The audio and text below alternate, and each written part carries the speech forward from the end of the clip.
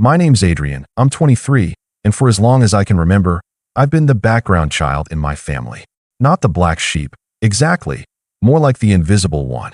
I was never the kid who caused trouble, but I also wasn't the kid my parents bragged about at dinner parties.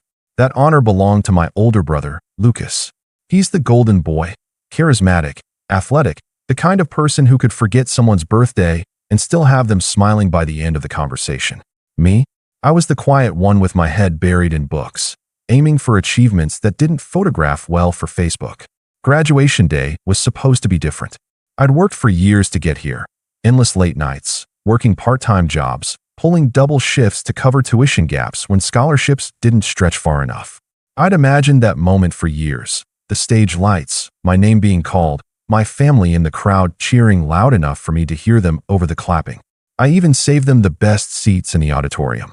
But that morning, I woke up to a text in the family group chat from my mom. "We won't be able to make it today. Something came up. We'll celebrate soon." I sat there staring at my phone for a good minute, thinking it was some kind of sick joke. I scrolled up to see if maybe they'd explained, but the next message came from Lucas. "We're heading to Aspen for the week. Totally last minute.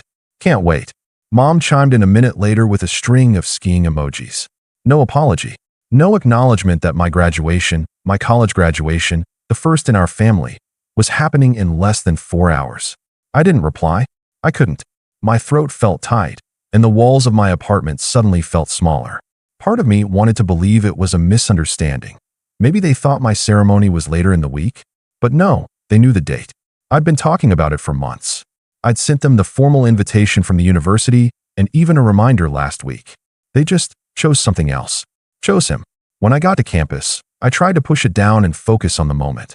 Friends and classmates were there with their families, taking photos, holding flowers, laughing in clusters on the lawn.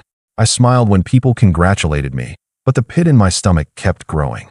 Every time I glanced toward the section where my family should have been, all I saw were strangers. I told myself it didn't matter. I told myself I'd remember the pride, not the empty chairs. Then my name was called.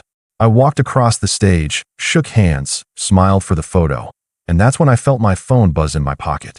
It was my dad. A text, "Come home immediately." No explanation. Just that. When I stepped off the stage, I saw the notifications piling up. Missed calls. 37 of them. The same message over and over. "Come home now." I didn't answer. Instead, I stared at the screen, my diploma in one hand, my phone in the other, wondering what could possibly be so urgent that the family, who skipped my graduation for a ski trip, now suddenly demanded I drop everything and rush home. And as I stood there in the middle of the crowd, the noise of celebration all around me, I felt something shift inside. A cold, quiet awareness that whatever was waiting for me at home wasn't just about something coming up. This was the start of something bigger.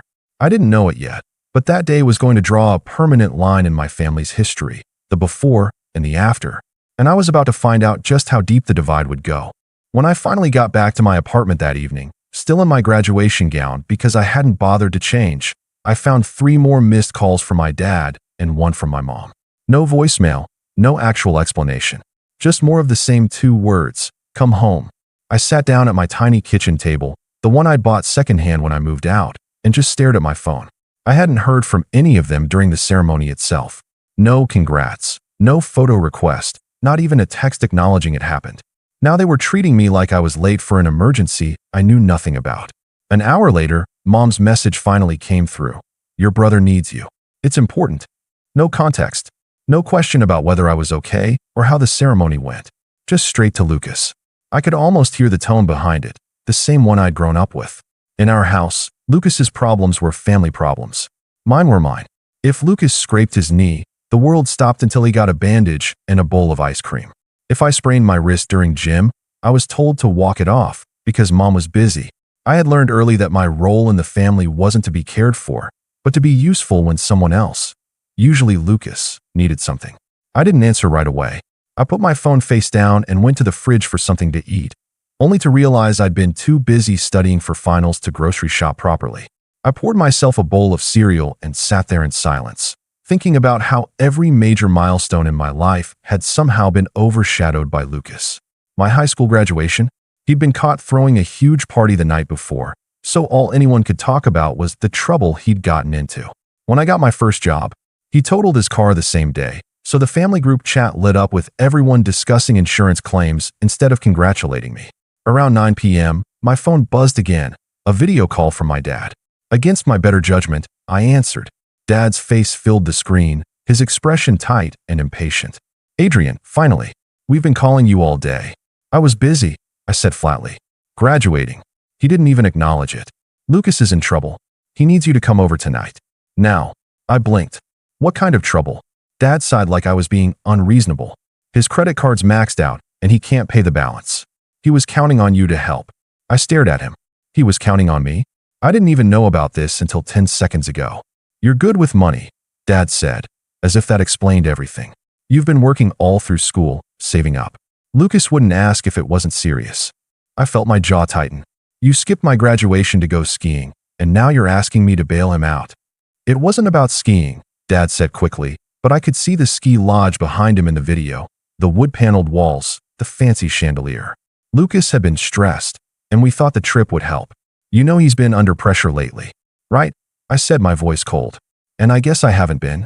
Dad's expression shifted, that subtle flash of annoyance I'd seen my whole life. The unspoken message, "Stop making this about you." When I hung up, I sat there for a long time, staring at the blank wall opposite my couch. It wasn't just that they'd missed my graduation. It was the expectation that I would, without hesitation, set aside my own life to clean up after Lucas. It had always been that way.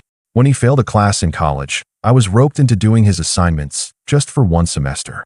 When he ran up a tab at a bar, I was guilt-tripped into paying it off because family sticks together.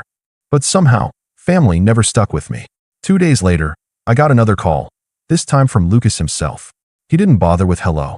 "Hey, so, when are you bringing the money over?" "I'm not," I said. There was a pause, then a laugh. "Come on, don't be like that. You've always helped me before." "Yeah," I said slowly. "And you've never once shown up for me. Not for my graduation, not for anything. Why should I help you now?" He scoffed. "Wow, so you're gonna hold a grudge over some ceremony? You're being petty." That word, petty, hit harder than it should have. It was the same thing they'd always said whenever I stood up for myself. In their eyes, my boundaries weren't boundaries. They were overreactions. By the end of the week, I was getting texts from every family member I could think of. Aunts, uncles, even my grandmother. All telling me some version of, "Lucas is your brother. You can't just let him fail like this." Or, "Don't throw away family over money." Not one of them mentioned my graduation. Not one. The thing was, I hadn't even told them no because of the money. I had told them no because I was tired. Tired of being the safety net for a man who never learned to land on his own feet. Tired of being invisible until they needed me. And the more they pushed, the more I realized they didn't see me as part of the family in the same way they saw Lucas. I was a resource, a tool. What I didn't know then was that their pressure campaign was just getting started. The texts, the calls, the subtle digs. They were all building towards something much bigger, something they thought they could corner me into. And they had no idea that the more they pushed, the more I was already starting to plan how I'd push back. It wouldn't be long before they gave me the perfect reason. And once they did, there would be no going back. It was a quiet Thursday morning when the real blow landed. I had just finished sending out a few job applications, the kind of positions I'd been dreaming about throughout college, when I got a call from my bank. The woman on the other end was polite but concerned. "Mr. Rivers, I just wanted to confirm a large transfer request we received from your account earlier today." I sat up straighter. "Transfer request? I haven't authorized anything." She read off the details. Nearly $4,800, set to be wired to a joint account in Lucas's name. My stomach dropped. "Cancel it," I said immediately. "That's what I thought," she replied. "It was initiated online from an IP address registered at your parents' home. I didn't need a detective to piece it together. My parents had my old banking login from years ago, back when I was still in high school, and they insisted on keeping an eye on things so I wouldn't overspend. I'd never changed the password because I trusted they'd never use it without my consent. I guess that trust was misplaced. I ended the call, shaking, not just from anger, but from the quiet, bone-deep realization that they'd crossed a line I couldn't ignore. This wasn't asking for help. This wasn't even guilt-tripping. This was theft, plain and simple. And it wasn't even just about the money. It was about the fact that they felt entitled to take from me without asking, because in their eyes, it wasn't really mine to begin with. Before I could even process what to do next, my phone buzzed again. This time it was a text from Lucas. "Thanks for covering it, man. I'll pay you back when I can." A winking emoji followed, like it was some harmless joke between brothers. I didn't reply. My hands were too tight around the phone, knuckles white. I thought back to every moment they'd made me feel small. Every time my achievements were sidelined. Every time I was told to be the bigger person, while Lucas got away with anything. Now it was clear. They didn't just expect me to pick up the pieces when he messed up. They believed I owed it to him. I called my mom. She answered cheerfully, like nothing was wrong. "Adrian, we were just talking about you. You should come by this weekend." "Did you authorize a transfer from my account?" I asked, my voice sharper than I intended. There was a pause, not the pause of someone confused, but the pause of someone figuring out what excuse to use. "Oh, sweetheart, we knew you'd help your brother. He's in a tight spot, and we didn't want to bother you with the details while you were busy with school things." "You stole from me," I said. Her tone hardened instantly. "Don't be dramatic. We're family. It's not stealing when it's for someone you love." Something inside me shifted at those words. For years, I'd let that twisted version of love dictate how I was treated. But in that moment, it hit me. Their definition of love was just a word they used to excuse taking whatever they wanted from me. I hung up before she could say more. The silence in my apartment was so sharp it felt like it had edges. My diploma was still leaning against the wall where I'd left it after graduation, unframed, unopened. I stared at it, and I realized it wasn't just a piece of paper. It was proof. Proof that I'd built something for myself despite them. Despite being constantly overlooked, despite being treated like a backup plan for their favorite son. That night, I changed every password I had. Bank accounts, email, everything. And as I did, I thought about the 37 missed calls on graduation day, the way they'd made my milestone about Lucas's ski trip, the entitled assumption that my hard-earned money was theirs for the taking. They had taken the first shot. They had made it clear they weren't going to respect any boundary I set. And I had a feeling they thought I'd just fume quietly and then forgive them, like always. They were wrong. Because this time, they hadn't just hurt me.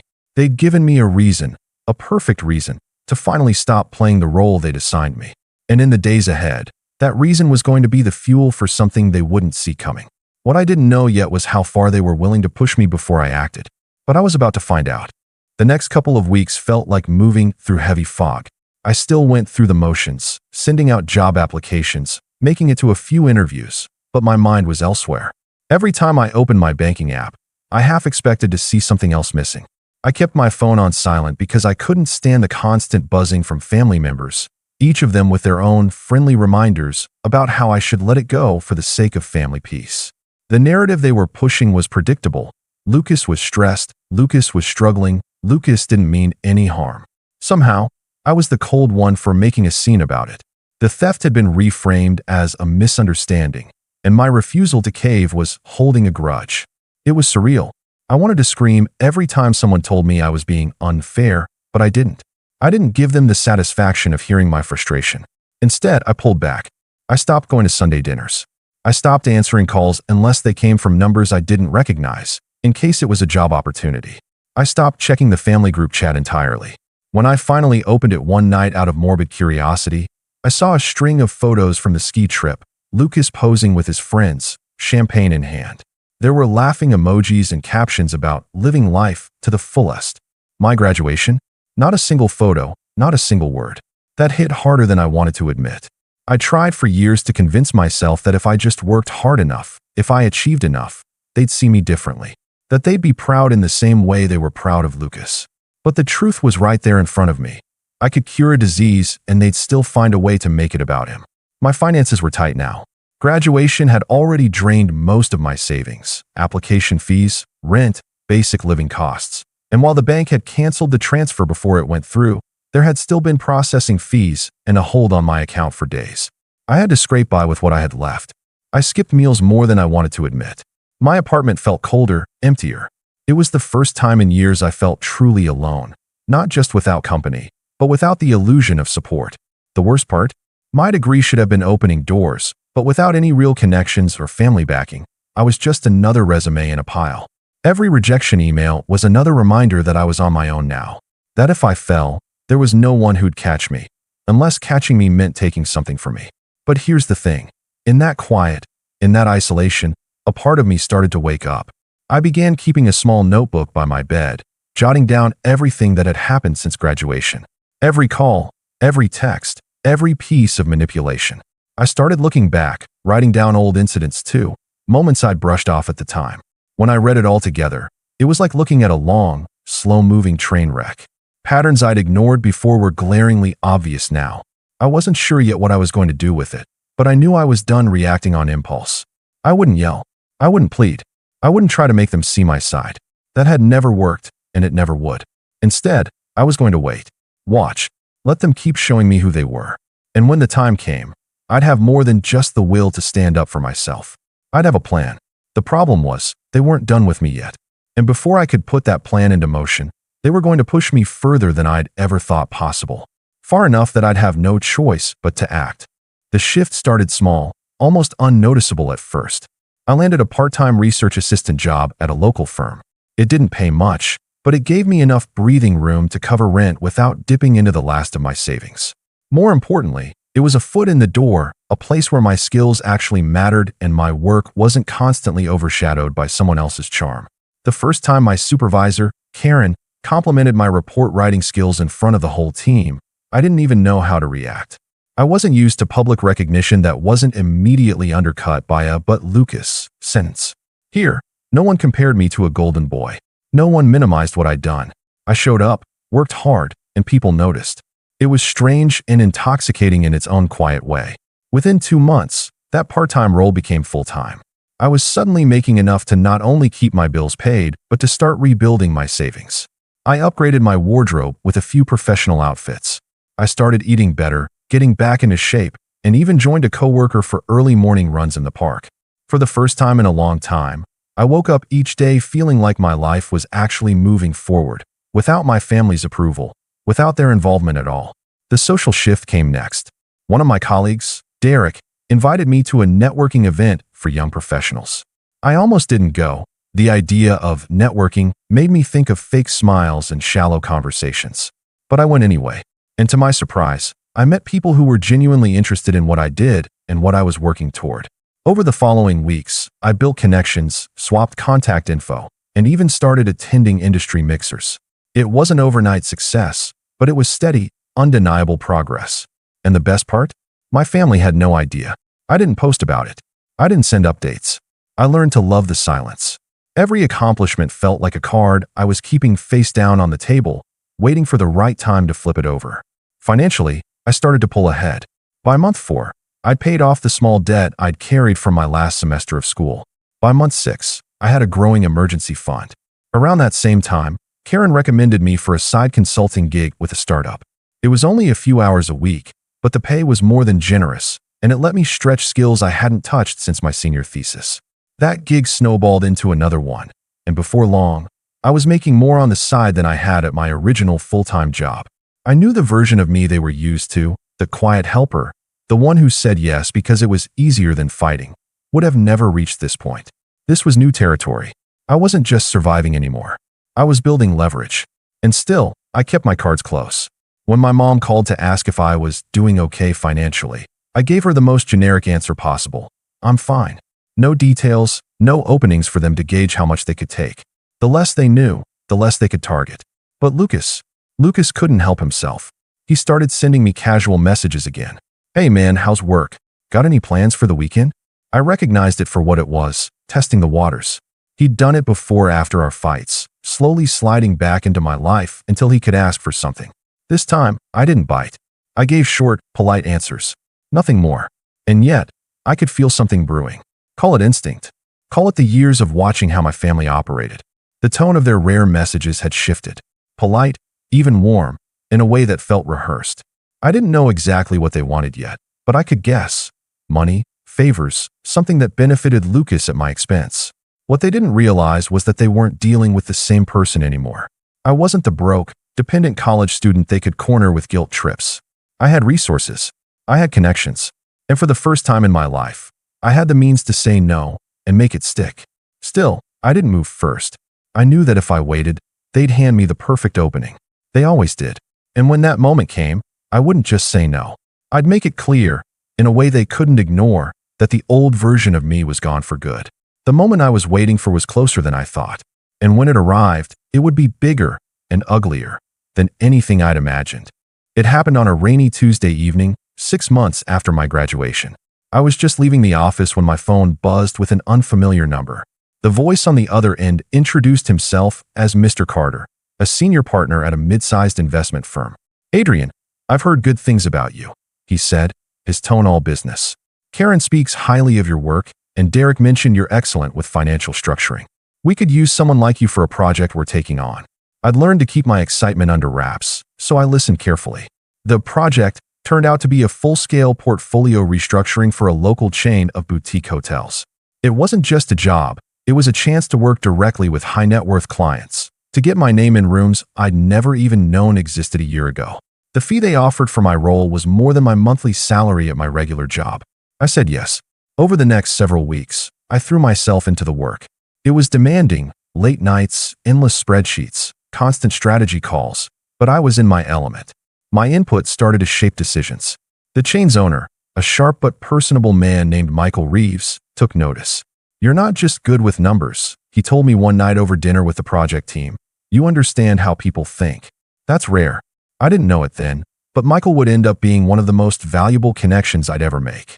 He had deep ties to the local business community and was well respected in circles my family couldn't even dream of entering.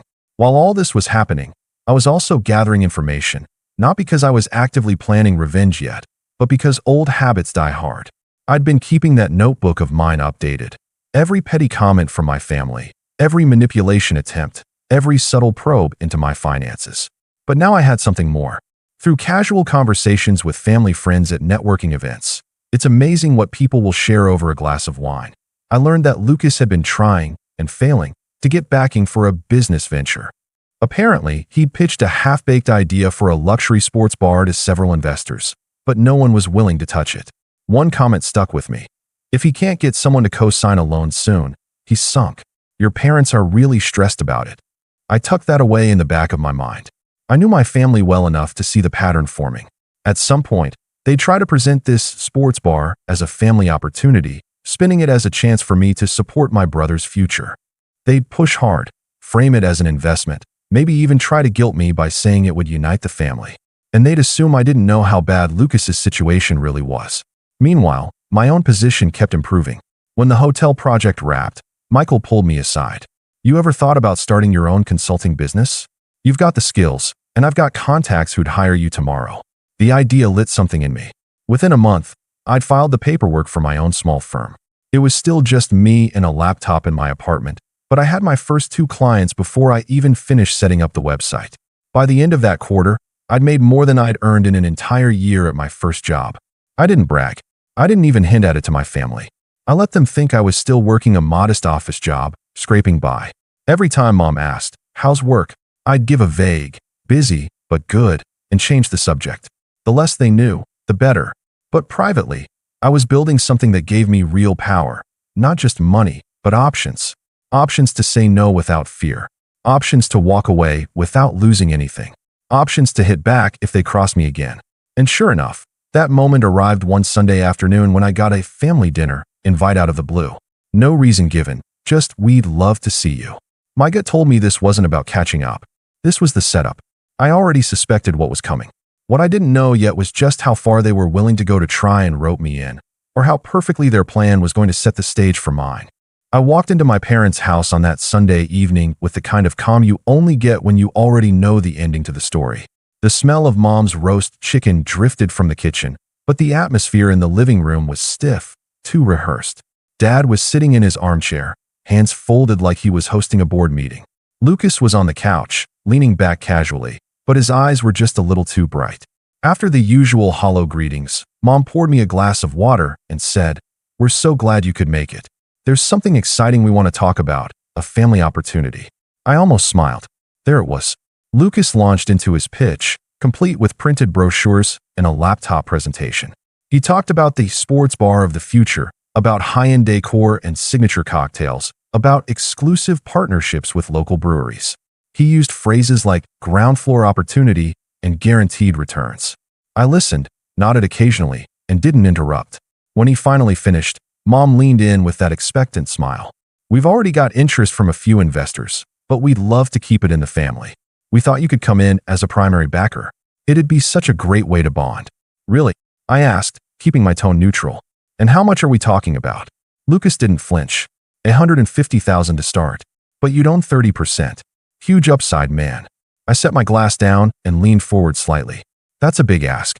So, just out of curiosity, have you told all your potential investors about the loan rejections? The room went still. Lucas's smile faltered. What? I mean, the ones from First State Bank, Harborview Capital, and Westline Financial. The three that turned you down because your projections didn't add up. I kept my voice even, but I didn't miss the way Mom's eyes darted toward Dad. I just wouldn't want anyone to feel like they weren't getting the full picture. Lucas's jaw tightened. I don't know where you're getting your. I cut him off with a shrug. People talk, especially in business circles. And I happen to run in a few now. Dad tried to salvage the moment. Adrian, this is your brother's dream. You're in a good position now. You could really help. That was my cue. I pulled a folder from my bag and slid it onto the coffee table. Inside was a polished, bound copy of my firm's portfolio, clients, contracts, revenue projections. All legitimate, all impressive. You're right, I said. I am in a good position. Good enough to know this isn't an investment. It's a bailout. Lucas's face went red. Mom's mouth opened, then closed again. And here's the thing. I continued, my tone still calm. I don't invest in people who steal from me. And before you say it wasn't stealing, let me remind you. I spoke to the bank. I know exactly who tried to pull money from my account after graduation. That landed like a stone in a pond. No one moved. I stood, tucking the folder back into my bag. From now on, I'm done being your safety net. I'm not your investor, your ATM, or your fallback plan. Whatever hole you've dug, you can climb out of it yourselves. I walked toward the door, then paused and turned back just long enough to twist the knife. Oh, and Michael Reeves? He's a friend now. His company owns 3 of the city's busiest bars. When your pitch crosses his desk, and it will, you can guess how that'll go. Lucas didn't say a word. Mom looked like she wanted to, but Dad's hand on her arm kept her silent. I left without another word, the sound of the rain outside somehow lighter than when I'd arrived. They'd come expecting the same old Adrian, the one they could pressure into giving in. Instead, they'd gotten the version they'd spent years creating without realizing it. The one who'd learned exactly how to beat them at their own game. What I didn't see, not until later, was just how badly that single evening would unravel things for them. The fallout began faster than I'd expected. 2 weeks after that dinner, I got a text from an old neighbor. Hey, just saw your brother at the bank. Looked furious. Something happened. That same day, I received an email from Michael Reeves confirming my suspicion. Lucas had, indeed, sent him the sports bar proposal. Michael hadn't just declined. He'd forwarded it to a few other prominent investors in the city with a short, professional note. Not financially sound. Proceed with caution. Within days, Lucas's ground floor opportunity was dead in the water. Word travels quickly in tight business networks, and his name became synonymous with overpromising and underdelivering. Every lead dried up. No bank would take his calls. No investor wanted a meeting. That alone would have been enough, but my parents' reaction sealed it. Mom called me late one night, her voice tight. Do you know what you've done? Your brother's future is ruined. We had to take out a line of credit on the house to cover his debts. I kept my voice even. I didn't ruin anything. I just stopped protecting him from the consequences of his own choices. There was silence on the line. I could almost hear her swallowing back whatever she wanted to say. When she finally spoke, it was softer, but colder. You've changed. Yes, I said. I have. And I hung up. Over the next month, I kept my distance. My consulting firm continued to grow, and I moved into a larger apartment downtown, one with a skyline view I'd dreamed about since my first year of college. The few mutual friends I still shared with my family began to quietly acknowledge what I'd always known. The golden boy shine had worn off, and the cracks were showing. Lucas had picked fights with several of them after his failed business, blaming the market, bad timing, and even me, but no one was buying it. The last time I saw him was by accident. I was meeting a client for lunch, and Lucas walked past the restaurant. He noticed me through the window, slowed for a moment, and then kept walking. No smile, no wave. Just a man who'd finally realized the person he used to lean on was gone for good. And for the first time in my life, I didn't feel guilt. I felt free, because they had taught me, in their own way, the most valuable lesson I'd ever learn. When you stop letting people treat you like a safety net, you find out very quickly who's capable of standing on their own.